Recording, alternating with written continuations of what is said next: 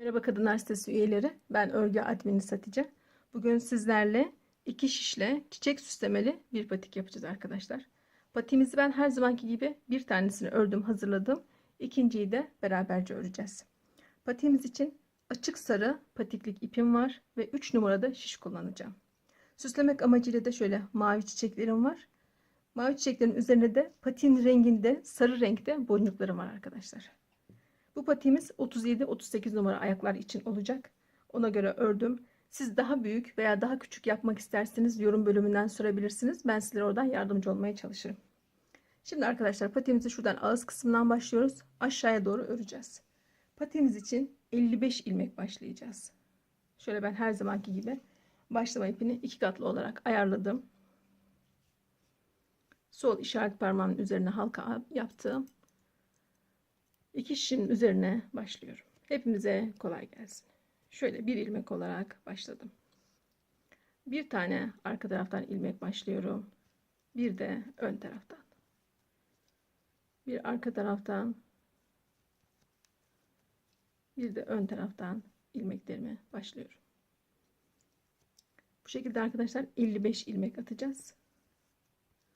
Sonra örmeye başlayacağız. Bir arka taraftan, bir de ön taraftan. Bu şekilde başlamak zor gelirse arkadaşlar bildiğiniz gibi de başlayabilirsiniz. Ama şu ağız kısmında sanki oya varmış gibi duruyor böyle başladığınızda. Böyle başlamanızı da tavsiye ederim. Bir arkadan, şöyle bir de ön taraftan. Şu 2 katlı yaptığım başlama ipine sol işaret parmağımla yön veriyorum arkadaşlar. Bir arka tarafından ilmek alıyorum. Bir de ön tarafından örüyorum.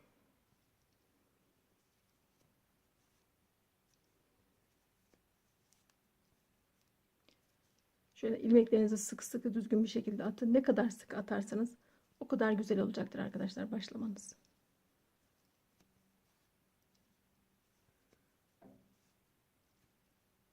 Bir arka tarafından, bir de ön tarafından ilmeklerimi bu şekilde atıyorum.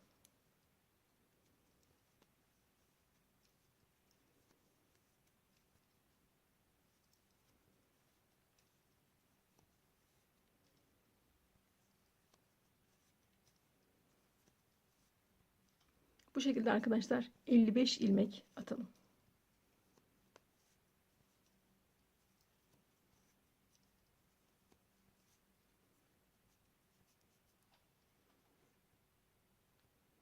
...55 ilmek attım. Şöyle şimdi bir tanesini çıkartıyorum. Ve haraş örmeye başlıyoruz arkadaşlar. Şu ağız kısmı için haraş öreceğiz. Şimdi ilk ilmeğimi örmeden aldım. İkinci ilmeğimi sağdan sola doğru şişe taktım. Üzerine ipi attım ve ördüm. Tekrar sağdan sola doğru şimdi takıyorum. Üzerine ipi atıp örüyorum. Tekrar sağdan sola doğru taktım. Üzerine de ipi attım. Bu şekilde haraşolarımı örüyorum.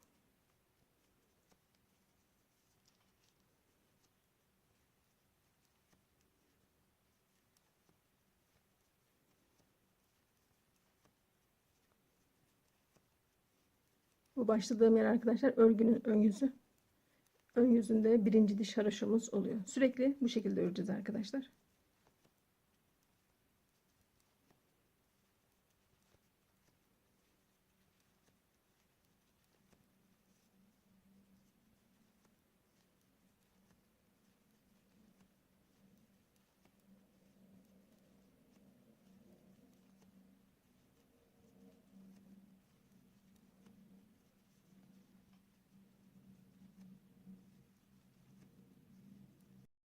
Haraş örerek başa kadar geldik. Ben her zaman son ilmeğimi düz olarak örüyorum. Kenarın daha düzgün olması için. Gerçi bunda dikeceğiz, yani çok da sorun değil de yine de düz olarak ördüm. Döndüm, örgünün arka yüzünü de haraş olarak örüyorum arkadaşlar. Yine aynı şekilde sağdan sola doğru şişini takıp üzerine ip atıp örüyorum. Bu şekilde arkadaşlar 10 sıra öreceğiz. Yani 5 diş haraş öreceğiz. Şuradaki bant kısmı için 5 diş haraşo veya 10 sıra olarak sayın. 5 diş haraşo ördükten sonra şuradaki ağız kısmının kesimini de tekrar göstereceğim ben sizlere. 55 ilmeğimiz vardı. 55 ilmeğimizi 5 diş haraşo olarak ördüm. Şu anda 6. diş haraşoyu yapıyorum. Kenardan 23 ilmek haraşo olarak ördüm. Tam şuradaki orta kısmını yapacağız. Süslememizi yapacağız. Burada 9 ilmek kesiyoruz arkadaşlar. Şöyle 23 ilmek ördüm. Şöyle 2 ilmeği birlikte örerek 1 ilmek kestim. 1. Devam ediyorum. 2 3 4 5 6 7 8 9 tane ilmeğimi kestim. Burada 23 ilmeğim kaldı. 23 ilmeğimi haraşo örerek devam ediyorum. Burada 6 diş haraşo olmuş oldu. Son diş haraşomu yapıyorum. Bundan sonra düz örgüye geçeceğim artık.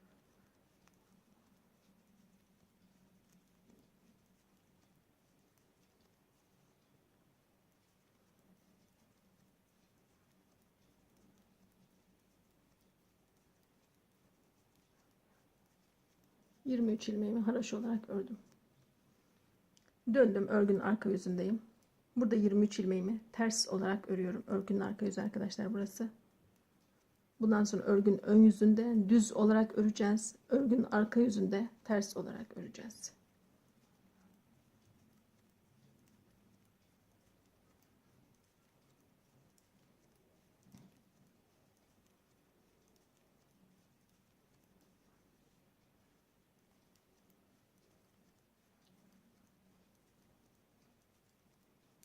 Şimdi ters örerek geldim. 23 ilmeğimi ördüm. Burada arkadaşlar tam şurası için 16 ilmek arttıracağım. Üste 9 ilmek kesmiştim. Altta 16 ilmek arttırıyorum. Bunu da şöyle yapacağız.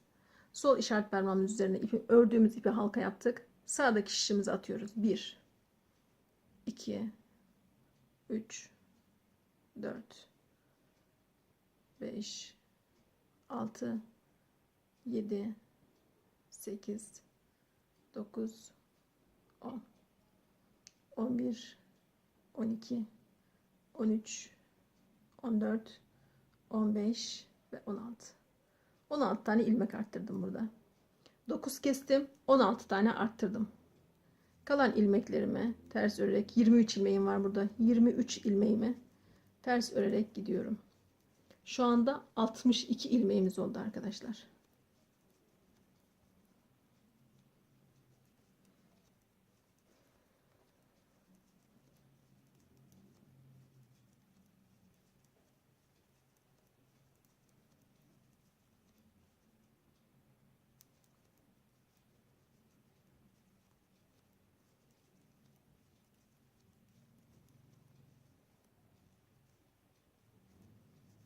Ve döndüm. Örgünün ön yüzündeyim. Bundan sonra düz olarak öreceğim. Yani şu kısımdayım. Şimdi 62 ilmeğimizi düz olarak öreceğiz. Oradaki arttırdığımız ilmekleri de düz olarak öreceğiz.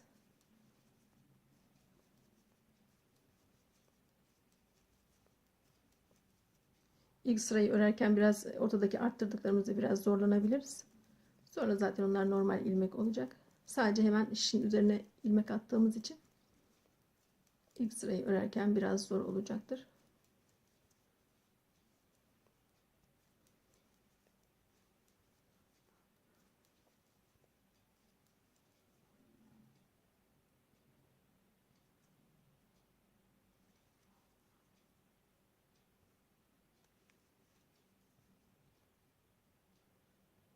Burayı da düz olarak örüyorum arkadaşlar. Bu arttırdığım 16 ilmeği de. Bu 16 ilmeğe örnek başlayacağız. Bir dahaki sırada. Örgünün ön yüzünde başlayacağım ilmeklerimi. Şöyle ilmekleri toparlamak amacıyla hani 2 sıra öreceğim. Bir sıra düz olarak, bir sırada örgünün arka yüzünde ters olarak öreceğim.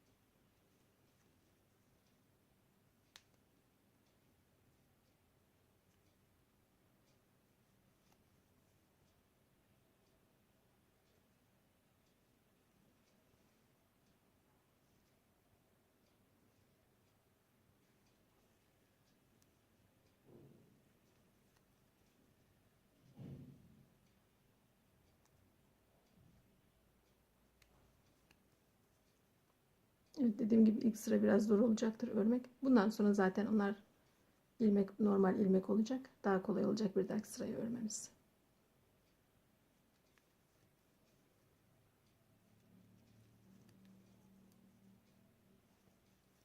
Şimdi tamamladım. Bu sırayı düz örerek başa kadar gideceğim.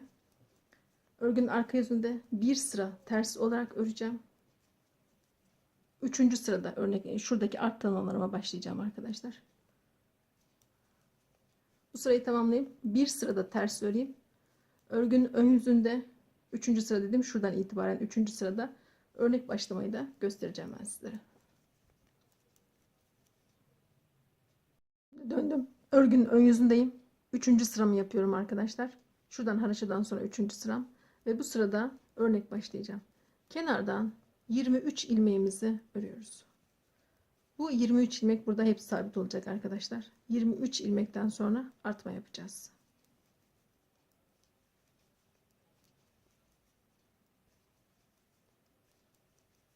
Ortada 16 ilmek arttırmıştık. O 16 ilmeğe arttırma örneğimizi kuracağız. Oradan devam edeceğiz arkadaşlar. Bu 23 hep sabit olacak. 23 ördük, kesmeye başladık. 23 ördük, arttırmaya başladık. Tekrar şu anda da 23 örüp örnek başlıyorum arttırma ilmeklerimi. 23 tane düz olarak ördüm. Tam şuradayım arkadaşlar. Bakın burada artma var. Şöyle şişimizin üzerine bir tane dolayarak artma yaptık. Arada 4 tane bir artma yaptım. 4 tane düz olarak örüyorum. 2, 3 ve 4. Yani şuradaki artma yaptım. Düzü yaptım. 4 tane düz ördüm. Ve şurada da bir tane artmam var arkadaşlar. Hemen şöyle şişimin üzerine bir tane doladım ve artma yaptım. 2 tane düz olarak örüyorum. 1 ve 2. 2 tane düz ördüm. Şöyle göstereyim. Tam şuradayım şu anda. 2 tane düz ördüm. Tekrar şişimin üzerine bir tane doladım. Artma yaptım. 4 tane düz ilmeğim var. 1, 2, 3, 4. 4 tane düz ördüm. Şişimin üzerine bir daha doladım. Artma yaptım. Gene 2 tane düz örüyorum. Şurayı örüyorum arkadaşlar şimdi. Tam şurada 2 ilmek düz. Bu 2 ilmek de buradaki 2 ilmek de sabit olacak arkadaşlar. Hep o 2 ilmeğin sağında ve solunda artma yapacağım. 2 ilmek ördüm. Tekrar şişime doladım. Artma yaptım. 4 tane düz olarak örüyorum.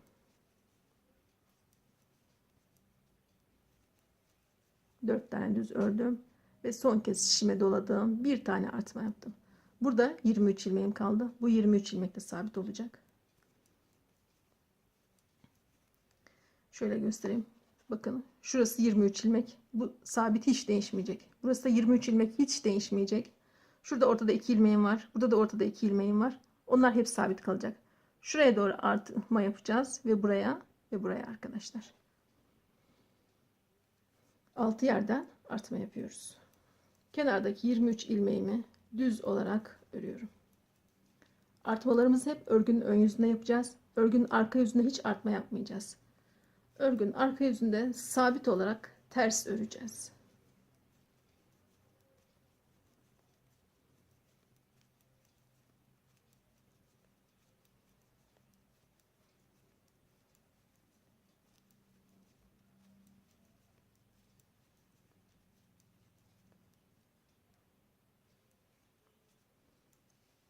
Şimdi başa geldik.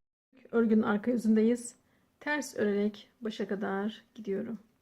Hiç artma, eksilme, hiçbir şey yapmayacağım arkadaşlar. Artmalarımızı örgünün hep ön yüzünde yapacağız. Arka yüzünde sadece ters örerek gidiyorum.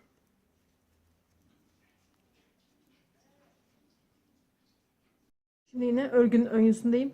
İkinci artma deliğimi yapacağım.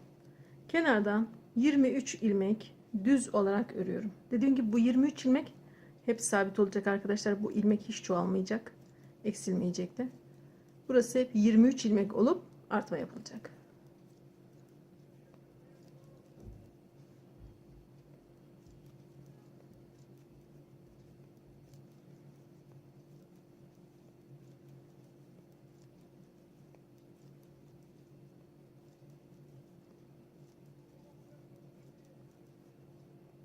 23 ilmeğimizi ördük. Bakın altta şurada artma yapmışım. 23 ilmeğimizi ördük. Şişime bir defa doladım. Artma yaptım. Şimdi burada arkadaşlar bir önceki sırada 4 tane ilmeğim vardı. 4 düz örüp arttırmıştım. Burada 6 tane ilmek oldu arkadaşlar. Sağından ve solundan artma yaptık. Şimdi bir tane artma yaptım. 6 tane düz ilmeğim var burada. 6 tane düzümü ördüm. Şurada da 2 ilmek var. Bu 2 ilmek de sabit olacak. Şimdi tekrar şişime doladım. Bir artma daha yaptım. 2 tane düz olarak ördüm. 2 düz ilmeğin sağında ve solunda artma yapıyorum yine. Şimdi bir tane daha doladım. Şişime artma yaptım. Bir önceki sırada burada 4 tane ilmeğim vardı. Bu sırada 6 tane ilmeğim var. 6 tane düz olarak örüyorum.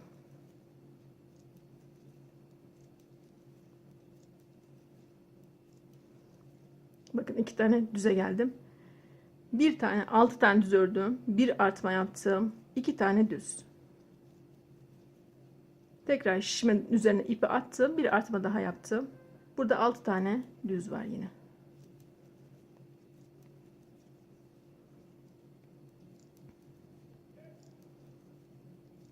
Altı tane düz ördüm. Sonuncu artmam. Şişimin üzerine ilmeği attım ve 23 tane düz ilmeğim var. Bakın şöyle göstermek istiyorum. 23 ilmek burası arkadaşlar. Buraya geldim, bir artma yaptım. İlk başlarken artma yaptığımda burada 4 ilmeğim vardı. Sonraki artma yaparken, ikinci artma yaparken 6 ilmek var burada. Şu 2 ilmek de sabit düz olarak devam edecek. 2 ilmeğin sağında ve solunda artma yapıyorum. Burada da yine 4 ilmeğim vardı. 6 ilmek oldu. Burada da aynı şekilde 2 ilmeğim bu devam ediyor. Buradakiler de 4'tü. 6 oldu bu sırada. Bir dahaki sırada burası 8 olacak. Şurası ve şurası 8 olacak arkadaşlar. Bunlar hep 23 olarak devam edecek. Şurası ve şurası da 2 ilmek olarak devam edecek. Onlar sabit olacak. Şimdi kenarda 23 ilmeğimi düz olarak örüyorum.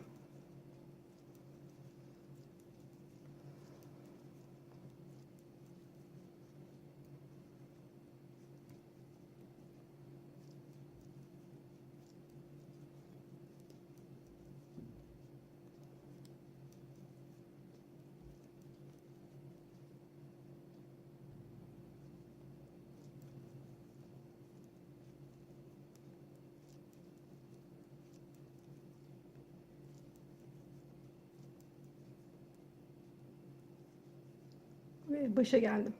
Döndüm. Örgünün arka yüzündeyim. Örgünün arka yüzünde hiç artma yapmıyorum.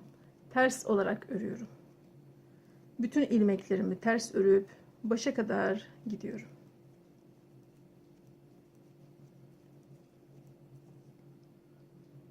Örgünün ön yüzündeyim. Üçüncü artma deliğimi yapacağım. Şimdi yine kenardan 23 ilmeğimizi düz olarak örüyoruz.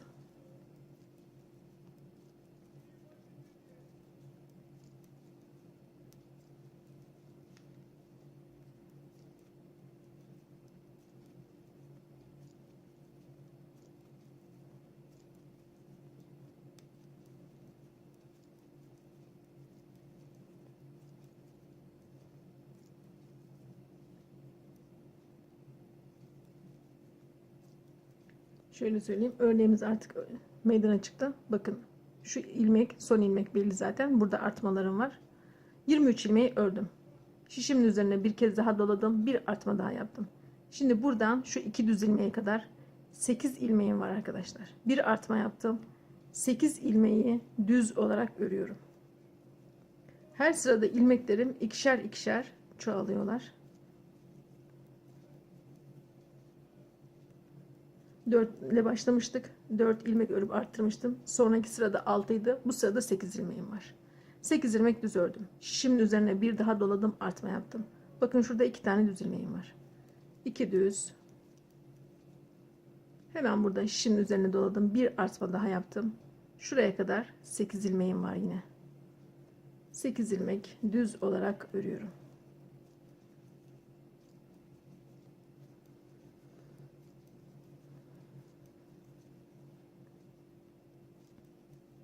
Tekrar bakın 2 düz ilmeğe geldim.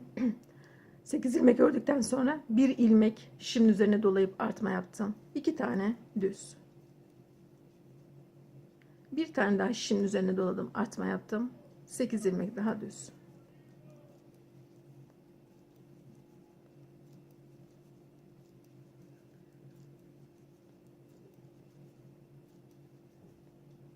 Sekiz ilmek düz ördüm. Şişimin üzerine doladım, artma yaptım ve burada 23 tane düz ilmeğim var kenarda arkadaşlar. Şöyle örgümü size göstermek istiyorum. Bakın şurası hep 23 ilmek olacak, sabit. Burası devam edecek. Burada 4 ilmekte başlamıştım. İlk sırada 4 ilmeğim vardı, artma yapmıştım. Sonrakinde 6 ilmeğim vardı. Şimdi 8 ilmeğim oldu. Şurada 2 ilmek sabit olarak devam ediyor. Yine aynı orta kısımda 4, 6, 8 diye devam ediyor ilmeklerim. 6 tane yerde artma yapıyorum. Bir tane şurada, 2, 3, 4, 5 ve 6. 6 yerde artma yapıyorum. Dediğim gibi şuralar 23, 4, 6, 8, 10, 12 diye devam edeceğiz arkadaşlar. Bu şekilde 6 tane artma deliği yapacağız. Şu anda ben üçüncüyü yaptım. Şuradaki deliklerim 6 tane olacak arkadaşlar. Ve ilmeklerimiz 98'e ulaşacak. Toplamda 98 ilmek olacak. Bu şekilde arkadaşlar 6 tane artma deliği yapalım. Şu kısma kadar. Şuradan alt kısmında tekrar göstereceğim ben sizlere. Patiğimizin ön kısmında artmalarımız için 6 delik yaptık arkadaşlar. Şu anda 98 ilmeğim var. 98 ilmeği şöyle 6 delik olduktan sonra bir sıra düz olarak örüyoruz. Şu anda örgünün ön yüzündeyim. Hiç artma yapmayacağım. Burada bir sıra düz olarak örüyorum. 98 ilmeğe ulaştıktan sonra. Eğer siz patiği daha büyük yapmayı düşünüyorsanız, bu 37-38 numara ayaklar için yapıyorum ben bunu. Daha büyük yapmayı düşünüyorsanız burada artmalarınızı 7 delik veya 8 delik olarak yapabilirsiniz. Siz yorum bölümünden sonra ben sizlere o konuda yardımcı olmaya çalışırım. Şu anda artmalarımı tamamladım. Bir sıra düz olarak geçeceğim. Sonra haraşoya başlayacağım artık.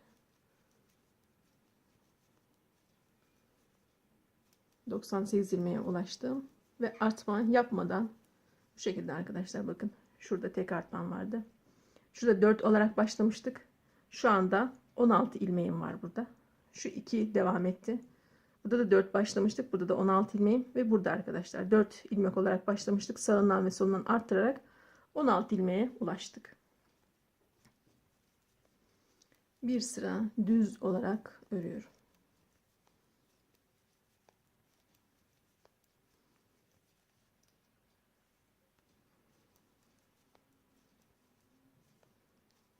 Hiç artma yapmıyorum.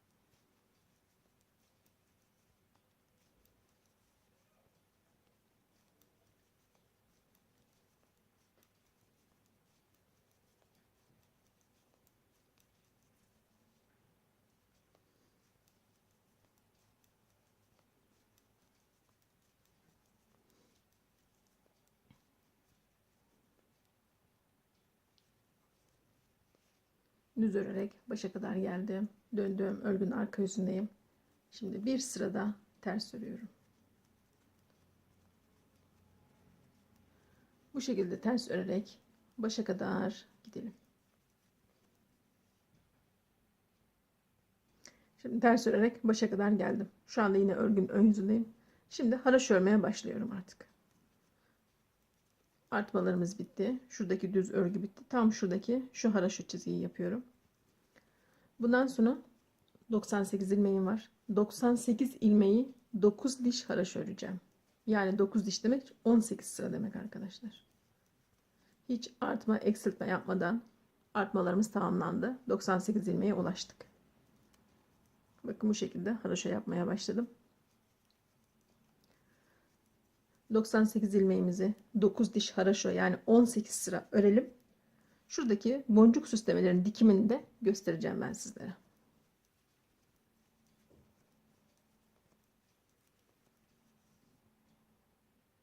Sıra geldi patiğimizin süslenmesine.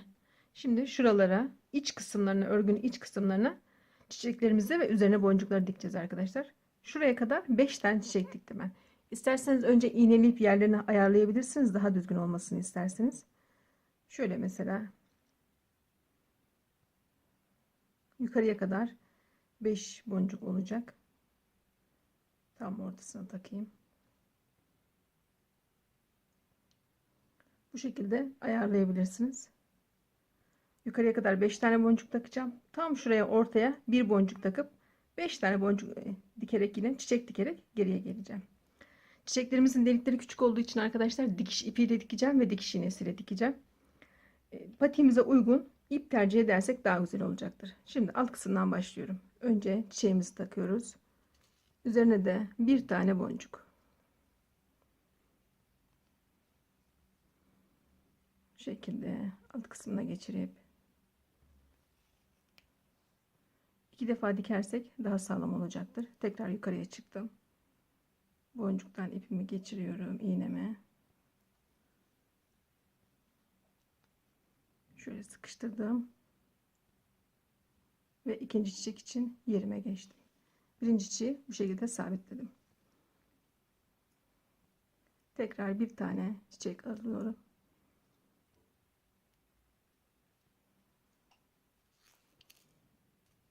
Üzerine de boncuğunu takıyorum hemen.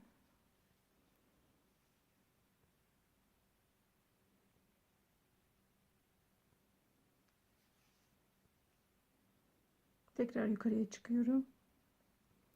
İkişer kez diktim hep boncuklar arkadaşlar. Bir kez dikersem çok sağlam olmayacaktır. O yüzden ikişer defa diktim.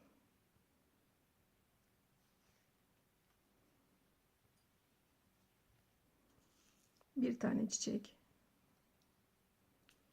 Bir tane de ortasına küçük boncuk.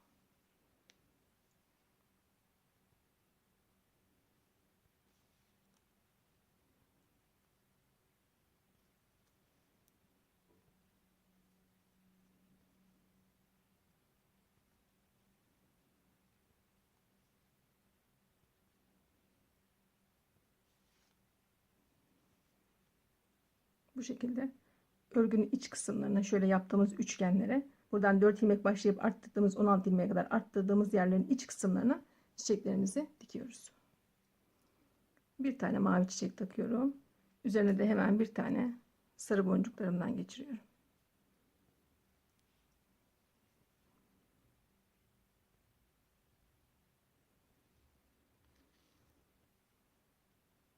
Bir kez daha yukarıya çıkıyorum. İkişer kat diktim hep.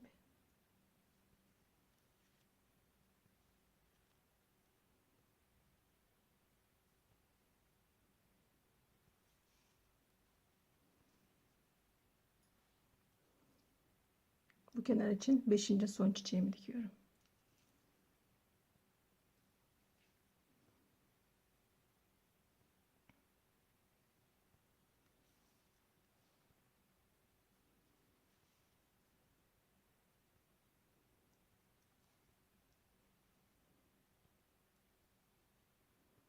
Tam şuraya ortaya bir çiçek daha dikeceğim.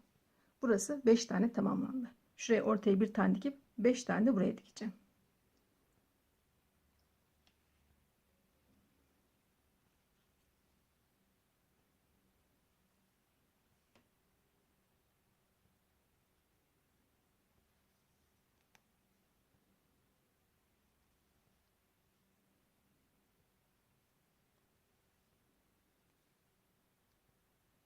Şimdi aşağı inmeden önce bir tane de şuraya dikmek istiyorum.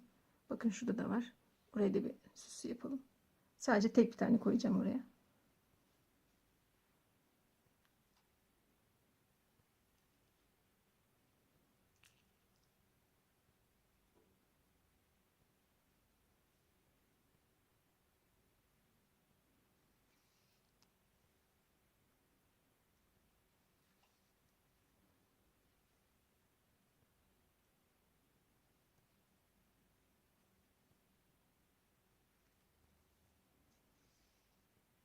Şimdi ipimi buraya sabitleyip alt kısımdan buraya geçeceğim.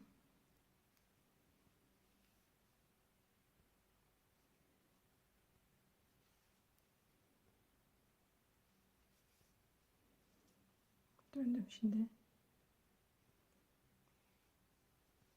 Tam buraya bir boncuk yapacağım.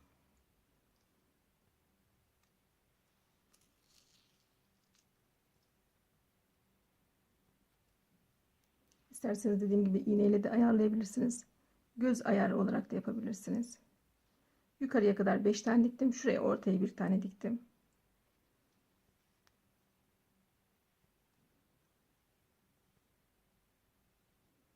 Hemen az ileriden çıktım.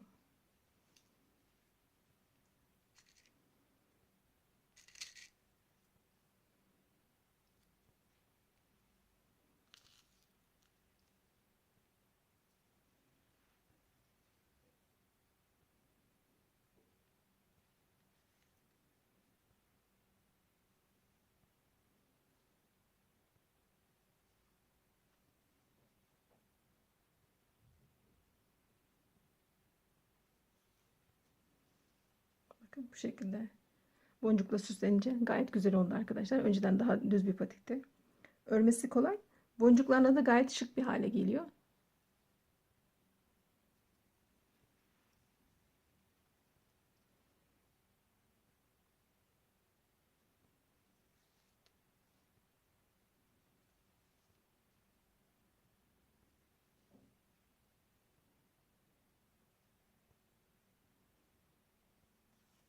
Buraya hiç iğnelemeden göz ayarı yaptım. Dediğim gibi ayarlayabilirsiniz. Böyle göz ayar yapın. Ayarlayamam derseniz iğneleyebilirsiniz. Ben ikisini de göstermiş oldum size.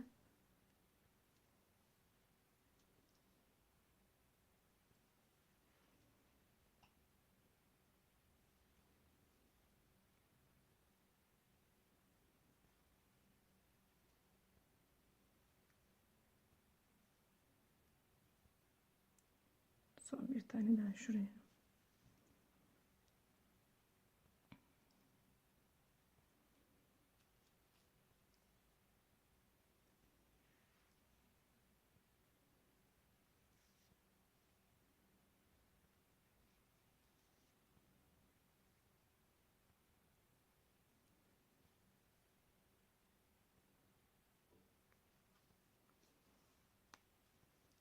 Şimdi buraya ipimi sabitleyeyim.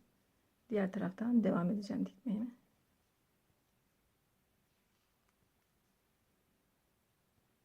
Diğer tarafa geçerken de şöyle örgünün içine batarak geçelim.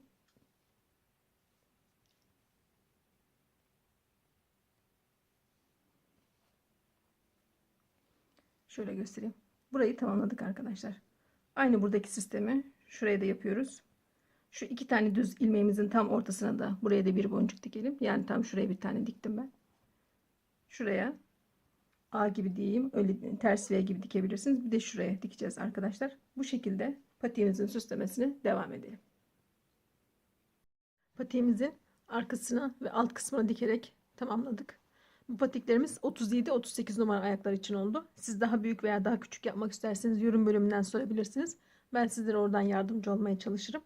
Yeni videolarımdan haberdar olmak için kanalıma üye olmayı unutmayın. Şimdilik hoşça kalın arkadaşlar.